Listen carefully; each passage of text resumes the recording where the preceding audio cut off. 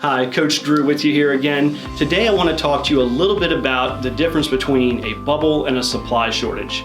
I've said in other videos that we're not in a bubble, and I still believe that. And people come to me a lot though and they say, well, isn't a supply shortage and a bubble basically the same thing? And they're really not. They look a lot alike sometimes, but they're very different. And before I dive too deep into this, let me just say that this is something that I know a little bit about. My academic background at William & Mary was a double major in history and economics, and then I got my MBA from William & Mary as well. So I've studied the housing market for a long time, and I've studied these economic issues for a long time. So when I tell you these things, I have some degree of expertise in them. So a supply shortage is when you don't have enough of something for the demand out there, which is what we're in right now. I was talking to the head of one of the larger builders in the region not that long ago. He felt we were 10 years behind on building single-family homes. So that is a shortage, and that is why it's so hard to buy a home now, and why so many people are struggling and really having a hard time finding a home. A bubble is when some exogenous factor overinflates the market, which is what we had in 2007, 2008. To explain that, in 2007, 2008, we actually built too many homes in many areas.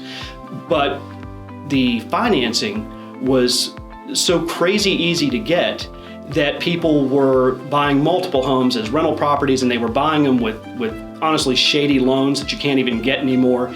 And so what happened, you had this banking situation that created an artificial demand and artificial increase in prices for the houses. These weren't homes people were living in, they were speculating on them. And so what happened was, when that money dried up, basically when the adjustable interest rates reset, people couldn't afford those houses anymore. So you had people with 5 or 6 houses they'd bought as investments that they couldn't make payments on anymore, and the bubble burst. What we have now is there are far too many buyers for each house. So that's the difference between the shortage and the bubble. In the shortage, you don't have enough of something, and in a bubble, the price is artificially inflated.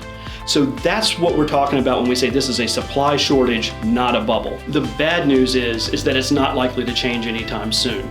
Even though interest rates are going up, they're still lower than they've been at any point in the previous 5 decades. So we're not going to see a lot of people driven out of the market by interest rates. The fact of the matter is, people that need homes still need homes, and they're still going to try to buy them. So don't expect to see any great expansion in availability of homes until we build through them. And that's what's going to have to happen, and it's going to take time. So this market is going to be tough for buyers for a while. You should start early. You should work with a realtor that knows what they're doing.